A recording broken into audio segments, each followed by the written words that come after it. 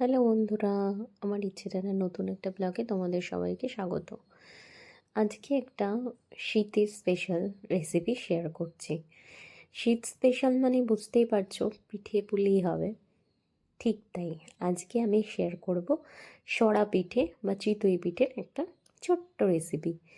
এটাকে অনেক জায়গায় অনেক নামেই পরিচিত এই পিঠেটা। কেউ সরা পিঠে বলে, যেহেতু সরায় তৈরি হয়। আমাদের বাড়িতে যেমনি বলা হয় চিতই পিঠে, আবার আমার শ্বশুর বাড়িতে এটাকে বলে কাঁচি পোড়া। সেটা আবার একটু ছোট ছোট হয়, আর আমাদের এখানে একটা বড় সরার মধ্যে একটাই পিঠে হয়। তো মা আগের দিন রাত্রিবেলা চালটাকে ভিজিয়ে রেখে দিয়েছিল। সারা রাত চালটা ভিজে বেশ সুন্দর ফুলে উঠেছে। তারপরে সকালবেলা সেটাকে মিক্সিতে সুন্দর করে পেস্ট করে নিয়েছে। হ্যাঁ, পেস্টটা কিন্তু একদম পাতলা জলের মতো নয়, মোটামুটি একটু করতে হবে আর কি। মানে একদম গাঢ়ও নয়, আবার একদম জলের মতো পাতলাও নয়। মাকে দেখলাম আবার কিছুটা চাল এরম শিলে বেটে নিয়েছিল। তারপরে পিঠের প্রস্তুতি। এইটা হচ্ছে সেই সরা, যেটার মধ্যে আজকে পিঠেটা হবে।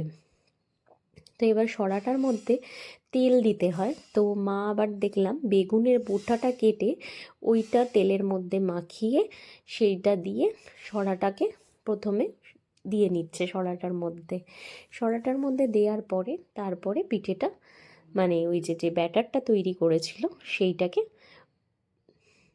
তেলটার মধ্যে দিচ্ছে।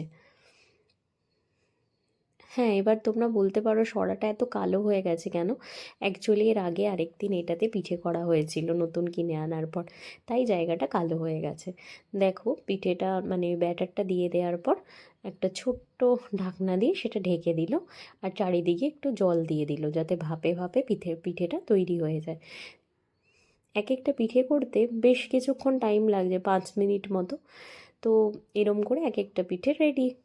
আর প্রথমেই আমার মেয়েকে দেয়া হয়েছে, ওকে গুড় দিয়ে দিইনি, কারণ গুড়টা একটু ঠান্ডা ঠান্ডা ছিল, তাই ওকে হানি দিয়ে দিয়েছিলাম। ও তো বেশ সকাল সকাল শীতের সকালে দিদুনের হাতের গরম গরম পিঠে দারুণ সুন্দর খেয়েছে। আর দেখো এক এক করে মা মোটামুটি রেডি করে ফেলেছে বেশ অনেকগুলোই। আমার তো আর তর্সই ছিল না, কারণ পিঠের মধ্যে আমার এই পিঠেটাই বেশ সুন্দর লাগে। আর পুরুলিয়া গেছিলাম ঘুরতে, সেখান থেকে নিয়ে এসেছে খাঁটি টাটকা খেজুরের গুড়। আজকে সেটা দিয়েই পিঠেটা খাবো। তো তোমরা কারা কারা এই পিঠেটা খেয়েছো আর কাদের কাদের ভালো লাগে অবশ্যই জানিও। আর হ্যাঁ, আমরা পুরুলিয়া গেছিলাম ঘুরতে, তার ব্লগও তোমাদের সাথে শেয়ার করব। আমার চ্যানেলটা অবশ্যই সাবস্ক্রাইব করো আর দেখতে থাকো। চলো এবার পিঠেটা খাওয়া যাক। আজকের মতো এখানেই শেষ করলাম, পরের আরেকটা ব্লগে তোমাদের সাথে দেখা হবে। টাটা।